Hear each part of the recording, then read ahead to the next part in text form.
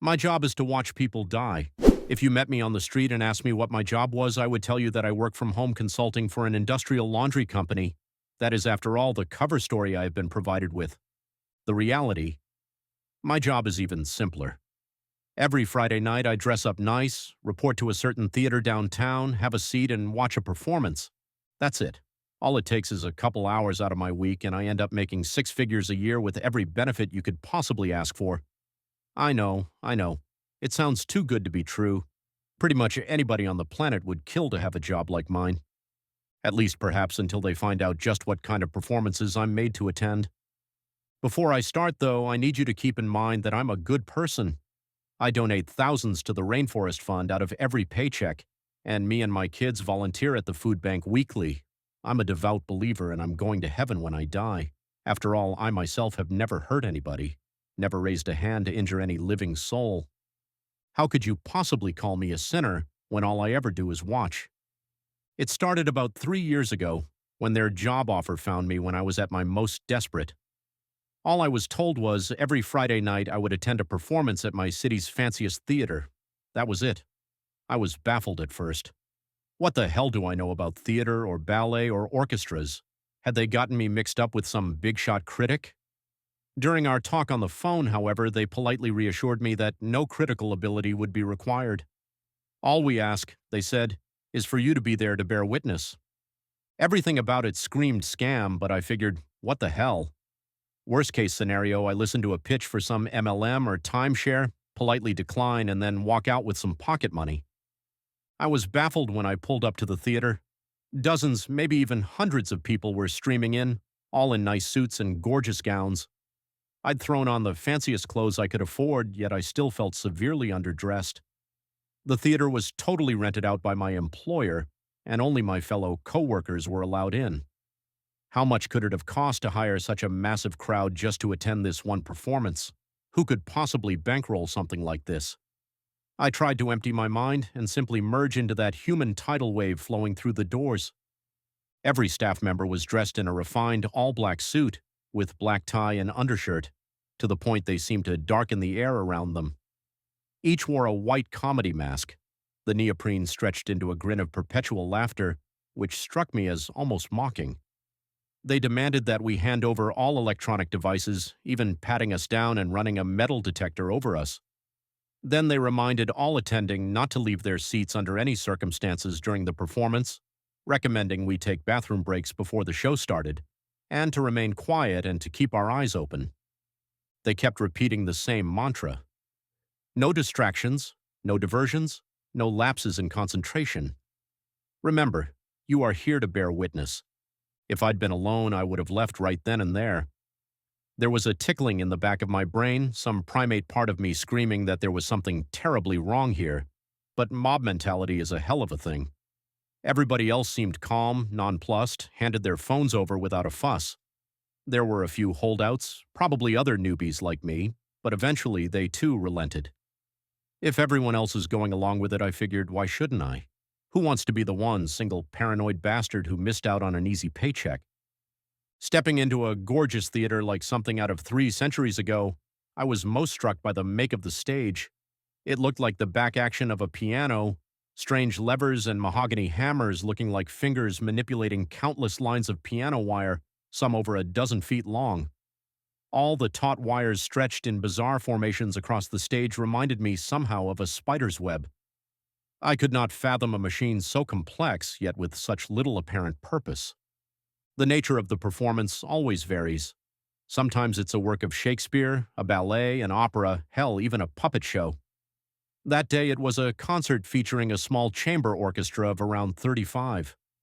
Students, it looked like, young and inexperienced, with a nervous air about them as if this was their first time performing before such a crowd. Mostly a string section plus one of each woodwind, and just a couple each on horns and percussion. The conductor was one of the staff members in the comedy masks. I was baffled.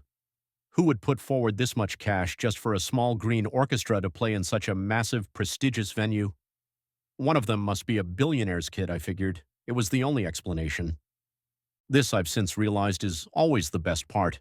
The beginning of the performance, when you can, if you try, Lose yourself in the display and pretend everything is okay, that it's all normal. It was best on those lucky days when the performers on stage were completely unaware of just what sort of danger they were in. That always makes it easier for everybody. On that first day, I was as oblivious as they were and simply enjoyed the music. Maybe some snob of the orchestral arts would hear their amateurish mistakes, but to my untrained ear, they sounded just fine, pleasant even. But one question began to worm its way into my head, a small nagging at first, which crescendoed into a hammering on the inside of my skull. How much time has passed? At a certain point, I suspected the intermission was long overdue, but there were no windows, and I had to part with my electronic wristwatch at the door, so really, getting any sense of time was impossible. I dismissed it as my lousy attention span at first, but eventually others began taking notice. No one dared speak, but among the fellow newbies I noticed furrowed brows and sideways glances, confused and concerned. The performers seemed to be getting restless as well, whispering and gesturing to each other, and the conductor, who never ceased those robotic sweeping motions of his gloved hands. It must have been 2 hours by then, if I had to guess, and they were starting to look exhausted, dehydrated. Some even looked as if they were about to quit playing. Continue performing. In a moment, all of the piano wire loudly reverberated and stretched taut with the movements of those mechanical contraptions on stage, as the whole thing bristled and tensed as though it were a living thing. And that voice, cracking like thunder, seemed to emerge from the stage itself with a mechanical roar like the grinding of metal on metal. That seemed to frighten them into submission for a while. It wasn't until a half-hour later that my life changed irreparably. They'd been playing a quiet sonata, so everybody could hear the sudden fur-ting, accompanied by a pained yelp. My eyes leapt to one of the violinists. One of her strings had broken and happened to snap her right in the eye. It could see the streak of scarlet bifurcate her pupil before the emerging blood replaced the entire eye with a thick redness. She stood, clutching a hand over her eye and blindly grasping with the other, gesturing toward medical help. And as she did so, that strange lattice of levers and hammers and pulleys all roared and clacked to life, like a bear trap being sprung. The machine's efficacy was just as sudden, just as brutal. Those clockwork edifices moved like a pair of robotic arms, aiming a wire for her neck as if trying to garrote her. But they moved at such a speed that the wire seemed to pass through her like she wasn't even there. For a moment she seemed fine, unaffected, as if nothing had happened at all. And then things began to fall off of her. Her head severed at the neck, alongside the hand she'd been holding over her eye, and the very fingertips of her other hand with which she'd been grasping a little too high. All had been cut cleanly with surgical precision. Time seemed to slow as they all went clattering wetly to the floor, and the girl's body soon followed, as if it took a few moments for gravity to set in. Or perhaps for her body to realize she was dead. It happened so fast it was hard to be properly horrified. It was more like awe, maybe. Everybody stared at the chunks of meat that had once been a promising young woman with hopes and dreams. That spiderweb of wires was still rumbling and shaking all around them, and the mechanical voice roared once more, "Continue performing!" They were given no further warnings. A few of them jumped from their seats out of sheer instinct, not even thinking. None of them made it more than a step before the wires divided them in twain. The rest just kept playing exactly as they had been, as if their brain froze up at what they'd witnessed and simply ran on autopilot until their faculties slowly returned to them and they realized that this instinct had saved their lives. Where once beauty filled the room, now the orchestra had been reduced to a discordant sound like a long shuddering whine, like a mocking parody of music. They gripped their instruments with trembling, sweaty hands, playing just well enough to avoid stoking the ire of those quivering wires stretched taut all around them. They realized gradually that they were allowed to speak. Immediately, they began wailing hard enough almost to mercifully drown out that dismal cacophony that was once music, some begging and pleading with the staff, others screaming out threats, be they legal or physical. Nothing, they said, could shake the masked men and women in the slightest. They stood at order like statues, unflinching. Realizing this, they turned their attention to us, a wall of red, weepy eyes scanning the crowd for any hint of mercy, begging us to band together against the staff, calling us all sick bastards for just sitting there and watching them die. A blonde woman on violin had the most genius and cruel strategy of all. She merely began telling us about herself. Everything she could think of poured out in between sniffles and tears. My N name is Vera H. Hayes. That's my husband-o over there. She gestured to a dark-haired man on drums. He'd been the quietest of them all, seeming to be saving his strength. Well, we have a little girl. She's 8 years old and she loves her mama and papa.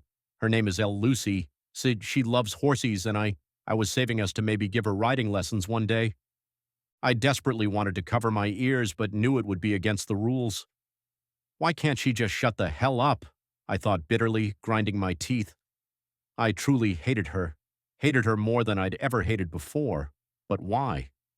Some dim remnant of my reason asked, she's a victim here, she's done you no wrong. But I realized I hated her because she kept reminding me she was human, reminded me of what I was doing to her, what we all were doing to her, sitting here in complicity. And it almost worked too. I almost resolved to save her. But then came the boom of a gunshot from far behind me. The shot had come from one of the tragedians standing amid the upper gallery, I was certain. I almost made the mistake of looking back. Instead, I kept my eyes locked forward and merely imagined who it was that just had their brains splattered across their seat. Had they snuck a phone in and tried calling 911? Had they tried making a break for it? Or maybe they just couldn't take it anymore and made the fatal decision to look away from the horror. I tried to distract myself by studying the impossible mechanism animating the blood-soaked piano wire. I couldn't figure it out. It was an impossible machine, existing in defiance all basic laws of geometry, and seemed to have no means of controlling it, instead operating automatically with some malign intelligence. Perhaps it was an extension of whatever creature composed the stage itself. It was a living thing, of that much I was certain. It breathed beneath the performers and their blood soaked into its floorboards in moments, as if consumed.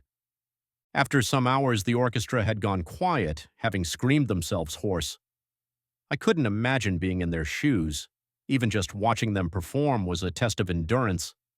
Many of them were oozing blood all over their instruments, from scarlet cuts where the skin had split. The woman on the French horn was struggling hardest of all, her lungs and hands burning with exhaustion. I can't, she eventually cried out in a hoarse little wheeze, horn slamming to the floor as her body gave out. I'm so sorry, I can't do any. A wire passed through flesh in an instant, and suddenly she had no mouth to speak, no eyes to see, no mind to think with. All of it lay splattered upon the stage, which sated itself upon that spilled vitae. Another gunshot. I quivered in my seat, sweat beading on my forehead from the terror.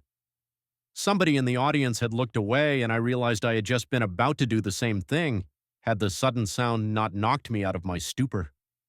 Most of the performers went in similar ways over the next few hours, either making mistakes or their bodies giving out. As monstrous as it may sound, I was quietly praying for them to get it over with. They were dead the moment that they walked on stage. Why drag it out for all these hours just for the inevitable to happen anyway? I recognize now that it's almost impossible to make that choice, to simply give in and accept death in defiance of all our natural instincts. But the auditorium now reeked from audience members voiding their bowels, and the damn woman next to me just wouldn't stop crying, wouldn't stop at all. Vera and her husband lasted the longest of all, perhaps because they had each other. Over a dozen hours had passed, maybe even 2, and they were still playing a little duet in perfect sync, despite everything. By now they were simply talking to each other as if nothing was wrong, as if we weren't even watched. Baby, when we get out of here, I'm going to take you to Martha's Vineyard. I know I've been saying that for so long, but God, I wasted so much money on that stupid fucking motorcycle, he said. Lucy's going to love it. Vera chuckled. I don't know. It might be boring for a little girl. Isn't it all a bunch of old people up there? He laughed weakly. Oh, maybe in town, but you know her. Once you get her in the water, you can't get her back out. She's a natural-born swimmer, I swear. Think we'll see her in the Olympics someday? Haha. It was surreal to watch, like I was peeking in on a private conversation a couple was having in their own home.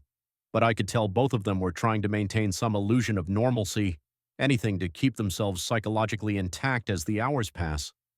Even as they tried to smile and laugh, there was a quiver in their tone, a desperation, a fear of what might happen if there was a single break in the conversation. A lot of what they said was too personal to relay here. They went into old regrets, past mistakes, resolved every argument they ever had in all their years together. It was like they wanted to make sure they said everything they had to say before the end came. I think I owe them at least their privacy. But the husband was slowly deteriorating. He'd moved too quick, caught the symbol with his hand, leaving a wide gash along his palm that was gushing blood at a terrifying rate. Now he was getting woozier and woozier, swaying dizzily, his eyes unfocusing, his speech becoming slurred and his playing sloppy. Vera desperately tried to keep him focused. "Talk to me, baby. Think of the beach. Lucy's going to love the seashells. She'll pick her favorite and put it on that little stand in her room with all her little trophies." She rambled on, but by the end, all he could manage was half-hearted grunts of affirmation. He was leaning in his seat, and then his drumstick went flying right out of his hand, sending a cloud of pink mist through the air along its path. And yet he kept going through the motions of playing, as if he didn't even notice. Then a sudden clarity formed in his eyes, and he stared at his empty hand in disbelief. And then the piano wire was tensing and strumming all around him, and then in an instant he was up from his seat and racing towards us. He knew it was over. He just wanted to strike out at the world if he could, one last act of defiance. He even locked eyes with me, and I'll never forget the look on his face. "Why are you watching this? You sick bastards, you sick, twisted—" He threw his remaining drumstick, and the trajectory would have delivered it right to me. But the piano wires lacerated it in midair, slicing into it from 100 different directions until it disappeared into a cloud of sawdust. And then they did the same to him. Vera didn't scream or sob. She just tensed and let out the tiniest little gasp, like when you're at the doctor's and know the shot is inevitable, but it still stings anyway. And then she was all alone. She looked at us like she wanted to speak, wanted to say something, to express what was happening inside her, but what was there left to say? She'd spent almost a full day screaming herself hoarse with every combination of words she could think of. None of it helped. None of it meant anything. Instead, she expressed herself through music. She began to play the most mournful, sobering solo I had ever heard, one I knew she making up as she went along, one with which she communicated those parts of herself that words could not encompass. She stared us all down, eyes red and bloodshot, making eye contact individually as if to remind us that we were not a shapeless mass, that we were all individually responsible. I only barely remember the sound of it now, as if I'd heard it in a dream, and yet even now the memory tears at my heart. She performed for what felt like an eternity, and then, in the end, she slowly, calmly set down her violin, stood up, and took a bow. And then she was unmade. Everyone stood up around me all of a sudden, and I was immediately caught up in it too, performing a standing ovation that dragged on and on. We screamed, shouted, cried, threw things, smashed our fists against seats, tore at our hair, laughed, and danced with each other. It was the ultimate catharsis after all that silence, after a full day of holding it all in. Never before had I felt so connected to a crowd of people on some deep spiritual level. We marched out of the theater, stumbling like a procession of ghouls with blank faces and tired eyes. The staff were as polite as ever, thanking us for attending the performance and hoping that we enjoyed the show. Some were dragging the bodies of shot audience members out of the theater. As I finally emerged into the outside world, I was stunned to find it was still the same night I had entered. At least 20 hours had passed inside that theater, I was sure of it, but for the outside world, only 2 hours had passed. Exactly the duration listed on their job offer. I'd never been explicitly told not to reveal what I'd seen there, and now I knew why. Nobody believed me. Or worse, maybe they were covering it up. I swear to God, the police dispatcher laughed at me over the phone. I swore I'd never go back. I'd been part of something evil, something unfathomable, and it would haunt me forever. But the next year was one of constant desperation, debt climbing as job opportunities declined at equal rates. I held out for about a year, but eventually I gave in, and to my horror, the next performance was easier now that I knew what to expect, and then the next was easier still, and the next. The performance is always different, but the end result is always the same. I have to remind myself that I'm not culpable for what they're doing there. All I do is watch. We watch people die every day, in the news and online, people suffering horrible fates, often in places our own countries help to destabilize. How are my actions any different, really?